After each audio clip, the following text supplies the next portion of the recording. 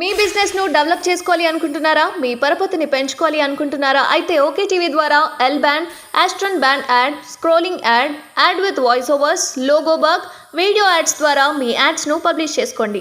సంప్రదించవలసిన phone number 8520917933.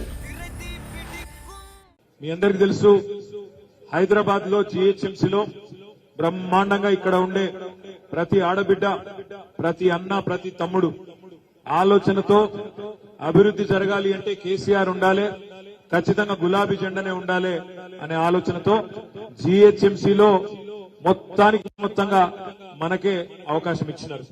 ఒకటి miss అయినాం, అది కూడా తప్పిదారి మిస్ అయినాం. ఆ గోషామహల్లో రాజాసింగ్ అంటూ ఒక్కడ దెబ్బన కొద్దిగా మిస్ అయింది, కానీ లేకపోతే అది కూడా మొత్తంగా క్లీన్ స్వీప్ అయి హైదరాబాద్ లో ఎక్కడ కూడా వేరే జెండా కనబడని పరిస్థితి మొన్న జరిగిన శాసనసభ ఎన్నికల్లో. కానీ బయట జిల్లాల్లో కాంగ్రెస్ పార్టీ చెప్పిన మోసపు మాటలు, 420 హామీలు, 420 హామీలు ఏవైతున్నాయో, మీకు బస్సు ఫ్రీ, బంగారం ఫ్రీ, మీకు ఇది ఇస్తాం అది ఇస్తాం అని చెప్పి మొత్తం జిల్లాల్లో ఉండే అమాయకులైన కొంతమంది ఆడబిడ్డలను, అన్నదమ్ములని ఆగం చేసి మోసం చేసి ఓట్లు వేయించుకొని గద్దెనెక్కినారు. గద్దెనెక్కి 60 రోజులు అయింది. ఈ 60 రోజుల్లోనే రాష్ట్రంలోని ప్రతి గ్రామంలో చర్చ జరుగుతా ఉన్నది. ఈ 60 రోజుల కంటే ముందు ప్రభుత్వం ఎట్లుండే, ముందు పరిస్థితి ఎట్లుండే, ఇవాళ ఎట్లా ఉన్నదో ప్రతి గ్రామంలో ఇలా చర్చ జరుగుతా ఉన్నది. రైతులు చూసుకుంటా ఉన్నారు ఒకళ్ళ ముఖాలు ఒకరు.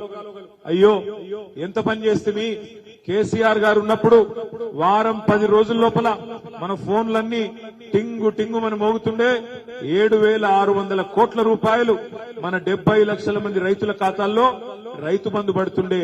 కానీ ఈ ప్రభుత్వం వచ్చినాక 60 రోజులైంది, 10,000 కాదు 15,000 ఇస్తామన్నారు. కానీ ఇప్పటి వరకు ఆ 10,000కే దిక్కు లేదు అని చెప్పి రాష్ట్రంలోని రైతులందరూ బాధపడే పరిస్థితి. అదేవిధంగా కరెంటు కోతలు చాలు అయినాయి. మల్కాజ్గిరిలో కూడా చాలు అయినాయా? పోతుందా కరెంటు? పోతలేదా? పోతుందా? ఇక మళ్ళా కొనుకొచ్చుకోవాలి ఇన్వర్టర్లు, జనరేటర్లు. ఎందుకంటే ముందే చెప్పినాం, మనం కాంగ్రెస్ కావాలన్నా కరెంటు కావాలన్నా అని అడిగినాం, సిల్కకు చెప్పినట్టు చెప్పినాం.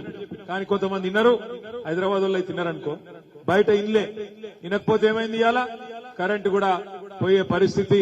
గ్రామాలలో మళ్ళొక్కసారి ఇవాళ మోటార్లు కాలిపోవడు, ట్రాన్స్ఫార్మర్లు వేలిపోవడం, ఎండాకాలం కూడా రాలే, ఆల్రెడీ కరెంటు కష్టాలు చాలు అయినాయి. ఇక ఫ్రీ బస్ అని పెట్టిండ్రు ఒకటి. ఇక ఫ్రీ బస్ ఏమైతుందో నాకంటే బాగా మీకే తెలుసు, మీరే చూస్తున్నారు. ఆ బస్సు డ్రైవర్ ఎక్కే అల్లకెళ్ళి ఎక్కుతున్నారు, ఆ డోర్లకెళ్ళి, ఆ కిటికీలకెళ్ళి దుక్కుతున్నారు లోపల పోయి సీట్ల కోసం. ఎన్నడూ చూడలే మనం జీవితంలో ఇట్లాంటి దృశ్యాలు. మా ఆడబిడ్డలు ఒకరినొకరు జుట్లు పట్టుకొని కొట్టుకుంటాను, అక్కడక్కడ చెప్పులతో కొట్టుకున్నారు. ఇంతకంటే దుర్మార్గమైన పరిస్థితి నేనైతే చూడలేదు.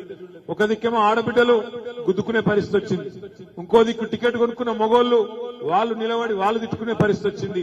బయటనేమో 6.5 లక్షల మంది ఆటో డ్రైవర్లు రెక్కాడితే గాని రెక్కాడనోళ్లు వాళ్ళు తిట్టుకుంటా ఉన్నారు. మార్పు అని ఓటేసినాం, మా కొంపనే ముంచుకున్నాడు ఈయన అని చెప్పి ఆయన వాళ్ళు తిడుతా ఉన్నారు. నేను నిన్న కుత్బులాపూర్ నియోజకవర్గానికి పోయినా. షాపూర్ లో ఒక మార్కెట్ ఉంటే ఆ మార్కెట్ లోకి పోయినా. ఒక పెద్ద మనిషి కలిసింది నాకు, సులోచనమ్మ అని. ఆమె ఒకటే చెప్పింది, కొడుక మేమైతే హైదరాబాద్ లో మంచిగా ఆలోచన చేసి ఓట్లేసినాం, ఊర్లలోనే మోసపోయినరు, తినే పల్లెంలా ఆయనతో మన్ను పోసుకున్నారని చెప్పి ఆ పెద్దమ్మ చెప్తుంటే ఇవాళ నాకు ఊర్లలో అనుకుంటున్న మాటలు కూడా నిజమే అనిపిస్తా ఉన్నది.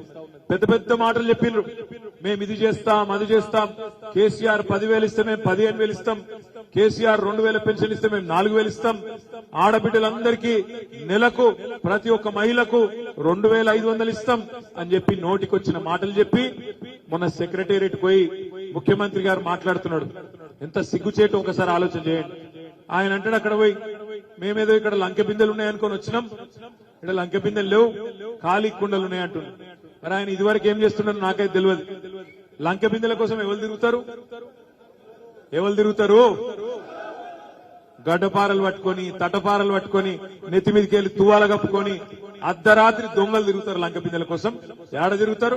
పాడుబడ్డ కోటలల్లా, పాడుబడ్డ దేవాలయాలల్లా, పాడుబడ్డ గడిలల్లా అర్ధరాత్రి దొంగలు వలె తిరుగుతారు. మరి ఈయన ఇదివరకు ఏం చేస్తున్నారో నాకైతే తెలియదు. పాత అలవాట్లు పోతలేనట్టున్నాయి. ఇంకా లంకె బిందెలు ఉన్నాయనుకొని వచ్చిన ఖాళీ కుండలున్నాయి. అయ్యా రేవంత్ రెడ్డి గారు సెక్రటేరియట్ లో లంకె బిందెలు ఉండయి. సెక్రటేరియట్ల కంప్యూటర్లు ఉంటాయి, సెక్రటేరియట్ల పనిచేసే ఉద్యోగులు ఉంటారు. వాళ్ళతో చేయించుకునే తెలివి ఉంటే పని చేస్తారు, ప్రజలకు సేవ చేస్తారు. నేను తవ్వకపోయేందుకు వచ్చిన, దుబ్బుక తినేందుకు వచ్చిన, ఇవాళ నేను అనుకోకుండా ఇక్కడ వచ్చి పడ్డా, కాంతే గారెల బుట్టలు వచ్చి పడ్డా అన్నట్టు నువ్వు డైలాగులు కొడితే 100 రోజులు ఓపికగా చూస్తాం. నువ్వే అన్నావు, మేమనలే. డిసెంబర్ 9 నాడు 2 లక్షల రుణమాఫీ నరికింది నువ్వే, మేమనలే. అదే విధంగా ఏం చెప్పినావు నువ్వు? అమ్మా ఆడబిడ్డలందరికీ నేను విజ్ఞప్తి చేస్తున్నా, డిసెంబర్ బిల్లు కట్టకుండ్రి, జనవరి బిల్లు కట్టకుండ్రి, సోనియా గాంధీ కడతాదని నువ్వే చెప్పినావు, మేం చెప్పలే. అందరు చూస్తున్నారు ఇవాళ ఆడబిడ్డలు, 1,57,00,000 మంది ఆడబిడ్డలు ఎదురు చూస్తున్నారు. ఏమని? 18 ఏళ్లు నిండిన ఆడబిడ్డలు రాష్ట్రంలో మొన్న ఓట్లేసిన వాళ్ళు 1,57,00,000 మంది. అందరూ కళ్ళల్లో ఒత్తులేసుకొని చూస్తున్నారు. ఎప్పుడు స్టార్ట్ అవుతుంది నెలకు 2,500 ఇచ్చే కార్యక్రమం మహాలక్ష్మి అని ఎదురు చూస్తా ఉన్నారు. ఇంటింటికి 200 యూనిట్లు ఫ్రీ అన్నావు, మళ్ళీ అందులో కూడా కటింగులు పెడతా అంటే ఊకునేందుకు ప్రజలు సిద్ధంగా లేరు. రైతులు ఎదురు చూస్తున్నారు 2 లక్షల రుణమాఫీ ఎప్పుడైతుందని. మేము కూడా 100 రోజులు ఓపికగా ఉంటాం. మార్చి 17 నాడు 100 రోజులు నిండుతాయి. మార్చి 17 తర్వాత 100 రోజుల్లో నువ్వు ఇచ్చిన 420 హామీలు నిలబెట్టుకోకపోతే కాంగ్రెస్ పార్టీకి బొంద దమ్ముడు స్టార్ట్ చేస్తాం. తప్పకుండా బొందలోనే